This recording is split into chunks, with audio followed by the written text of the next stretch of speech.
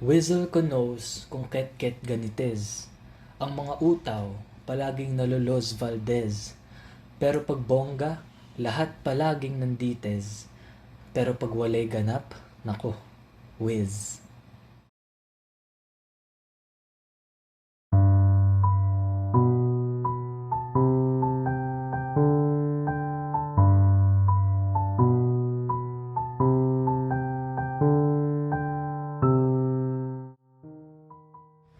Naintindihan niyo ba ang binasa kong tula? Iyon ay isang saknong ng tulang Keri Pa o Wichikik na isinulat ng isang di kilalang vlogger na si Beckymon sa beckymon.blogspot.com noong 2012. Ang wikang kanyang ginamit ay tinatawag na Beckymon. Marahil narinig niyo na ang ganitong paraan ng pananalita at marahil hindi niyo rin naintindihan. Siguro ang iniisip ng karamihan ay ang ganitong pananalita ay pang-aliw lamang, mababaw, o walang pakahulugan. Sa video na to, tatalakayin ko kung ano nga ba ang Beckymon.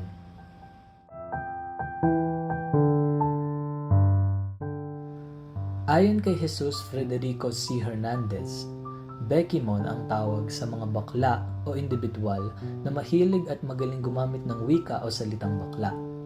Ang salitang Beckymon ay galing sa pagsama ng dalawang salita na Becky o ibang tawag sa bakla at Mon na nanggaling sa Pokemon at Digimon. Maaari ring gamitin ang salitang Beckymon bilang tawag sa wika o salitang bakla mismo. Sa ganitong paraan, ang Beckymon ay isang sociolect. Ayon muli kay JFC Hernandez, ang sociolect ay isang variety ng wika na bunga ng panlipunang pagkakapangkat ng mga mananalita at ng kani-kanilang pakikipag-ugnayan sa loob ng kani-kanilang mga grupo at sa loob ng mas malawak na lipunang ginagalawan. Maaaring ito'y batay sa edad, kasarian, hanap buhay, antas sa lipunan, pinag-aralan, interes, at iba pa. Sa ganitong paraan, ang Beckymon ay tunay na isang sociolect na nabuo sa isang pangkat sa lipunan, ang pangkat ng mga Becky. Marahil iniisip nyo, wala namang totoong estruktura ang Beckymon na, hindi tulad ng mga totoong wikang ginagamit natin. Ang masasabi ko lang dyan ay makinognog muna kayo at maglalatag catch ng makabuluhang car alarmanchi. Marahil madalas natin isipin kapag naririnig natin ang Beckymon na ito ay pananalitang balba lamang na wala namang totoong pakakahulugan at palarila. Subalit ayon kay JFC Hernandez, hindi ganito ang kaso. Bilang isang sociolect o variety ng wika, ang Beckymon, katulad ng Filipino, ay may sinusunod na mga alituntunin at sistemang nagsisilbing paraan ng pagkodigo at pagdekodigo ng mga nagsasalita at nakikinig. Sa naunang pag-aaral ni Abaya at Hernandez, hinimay nila ang iba't ibang prosesong panlinguistik na ginagamit sa pagbuo ng mga salita sa sociolect na Beckymon. Ang mga ito ay paglalapi, pagpapalit ng tunog, paggamit ng mga acronyms, pag-uulit sa isang bahagi ng salita o ng buong salita, pagkakaltas, paggamit ng katunog ng isang salita, panghihiram, at pagkakabit ng bagong kahulugan sa mga salita o neo-semantissimo. Katulad ng ginagawa sa wikang Filipino, ang Beckymon din ay gumagamit ng paglalapi. Ang paglalapi, katulad ng sa Filipino, ay ginagamit din sa wikang bakla upang magpahayag ng mga kahulugan tulad ng aspekto, modality, at iba pa. Subalit ang isang pagkakaiba ng dalawa ay ang ibang paglalapi sa Beckymon ay hindi tiyak napapalitan ng kahulugan ng salita. Kung sa Filipino, lahat ng paglalapi ay bubunga ng bagong salita katulad ng hugas, naghugas, at naghuhugas, sa Beckymon naman, maaaring maglapi ng hindi nagbabago ang ibig sabihin katulad ng koram o tama na pwedeng maging koramchi, koramchikeli o di kaya koramchikeli minog. Iba pang halimbawa ng paglalapi sa Beckymon ay ang wit o hindi na pwedeng maging witchikola o di kaya witchikolabum at pwede ring maging witchikolabumbum. Makikita sa mga halimbawa na subalit napakaraming paglalapi ang isinagawa sa salita, hindi nagpalit ang kahulugan nito. Makikita sa ibang salita ng Beckymon ang pagpapalit o substitusyon ng tunog o di kaya pagpapalit ng isang pantig. Hindi lang sa Becky mo nakikita ang ganitong paraan ng pagbubuo ng mga salita. Sa wikang Filipino, nagpapalit din ng D at R batay sa kung napapagitnaan ba ito ng patinig, katulad ng din o rin at nadinig o narinig. Isang halimbawa ng pagpapalit ng tunog sa Beckymon ay ang nakakalurky na medyo sikat pa rin hanggang ngayon. Ito ay nagmula sa salitang nakakaloka na naging nakakalurky sa pamamagitan ng pagpapalit ng huling dalawang pantig. Ilan pang halimbawa ay ang tae na naging bowe, kyowe at nyowe sa pamamagitan ng pagpapalit sa penultimong pantig. At ang isa sa pinakasikat na halimbawa ay ang shota na naging jowa, kyowa o nyowa sa pagpapalit ng penultimo at huling pantig. Ang paggamit ng mga acronym ay hindi bagong gawain sa mga wika. Sa wikang Ingles, ang salitang scuba ay isang acronym na nangangahulugang Self-Contained Underwater Breathing Apparatus. Madalas gamitin ng mga kabataan ang mga acronym katulad ng BRB, WTF, LOL, LMAO, at iba pa. Sa mga estudyante naman ng kolehiyo, madalas gamitin ang acronym ng mga universidad sa pakikipag-usap tulad ng UP, ADMU, DLSU, UST, ADU, at iba pa. Ginagamit ang mga acronym sa Beckymon upang paiksiin ang mga pariralang may tiyak na kahulugan. Ilang halimbawa nito ay ang GL na nangangahulugang ganda lang, na ang ibig sabihin ay ganda lang ang puhunan, at OPM o di kaya Oh Promise Me na nangangahulugang sinungaling. Isa pang magandang halimbawa ay ang PGH o di kaya pag-girl na halimaw na tumutukoy sa isang pangit na bakla na nagpapakababae sa galaw. Madalas gamitin ang pag-uulit sa wikang Filipino. Makikita ito sa mga inuulit na salita katulad ng masayang masaya, maduming madumi, mahal na mahal, at iba pa.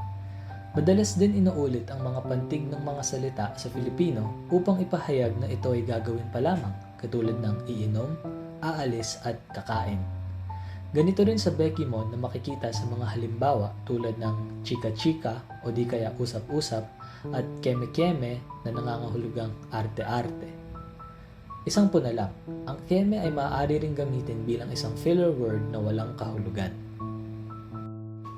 Mayroong dalawang uri ng pagkakaltas sa Beckymon. Una, ang pagkakaltas ng mga bahagi ng isang salita na tinatawag na deletion, at ang pangalawa naman ay ang pagkakaltas ng mga bahagi ng dalawang salita at ang pagsanib nito na tinatawag na blending. Ang ganitong paraan ng pagbuo ng mga salita ay nakikita rin sa ibang wika katulad ng Filipino. Isang halimbawa ng pagkakaltas sa pamamagitan ng blending ay ang salitang tapsilog na pinagsama-samang mga salitang tapa, sinangag at itlog. Makikita naman ang deletion sa mga salita katulad ng dorm na pinaiksing dormitory at lib para sa library. Ilang halimbawa ng pagkakaltas sa Beckymon ay ang ma na pinaiksing malay ko na nangangahulugang hindi ko alam. Anda mula sa ang datung na nangangahulugang pera at suba mula sa sunog baga na tumutukoy sa paninigarilyo. Isa sa mga natatanging katangian ng Beckymon ay ang paggamit ng mga salita o pangalang katunog ang isa pang salita na siya ring nagsisilbing kahulugan ng salita. Isang halimbawa ay ang salita sa Beckymon na nose lift na hindi ibig sabihin pagpapaayos ng ilong kundi nangangahulugang alam mula sa salitang Ingles at katunog na nose. Madalas din ginagamit ang mga sikat na pangalan katulad ng pangalan ng mga artista o brands. Ilang halimbawa nito ay ang Miu Miu na ibig sabihin ay mura, Rita Avila o Irita, Pilita Corrales imbes na pills, at Chanda Romero na tumutukoy sa Chan. Subalit walang koneksyon ng mga pangalang ito sa kanilang ibinibigay na kahulugan, ginagamit pa rin sila sapagkat sila ay magkatunog. Halos lahat ng buhay na wika ay gumagamit ng mga hiram na salita. Ilan sa mga hiram na salita sa wikang Filipino ay tseke, litro, likido at edukasyon na lahat ay mula sa Ingles. Sa socialite na Beckymon, hindi lamang sa mga banyagang wika humihiram ng mga salita, kundi pati na rin sa mga katutubong wika sa Pilipinas. Ang dako ay salitang hiram ng Beckymon mula sa Hiligaynon na nangangahulugang malaki. Ang daot naman ay masama o buwisit sa Cebuano. Isa namang halimbawa ng paghihiram mula sa banyagang wika ay ang karaniwang ginagamit na watashi na nangangahulugang ako sa Hapon. Ilan ding hiram na salita mula sa Hapon ay ang otoko o lalaki, okama o bakla, at shiranai o hindi ko alam.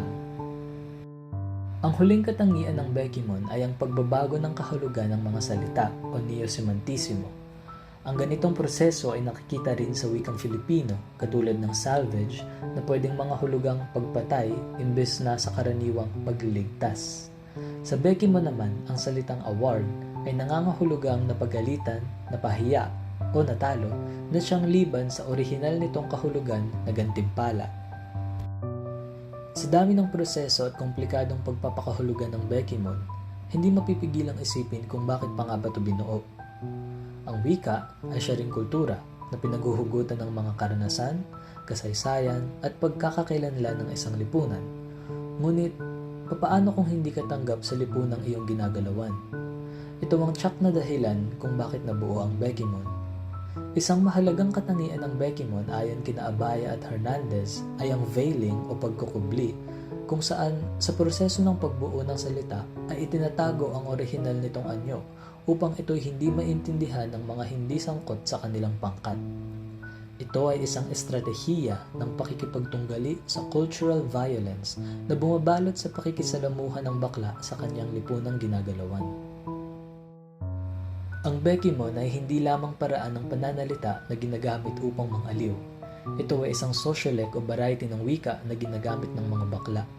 Ito ay may mga alituntunin at organisadong sistemang sinusunod upang magkaintindihan ng mga mananalita.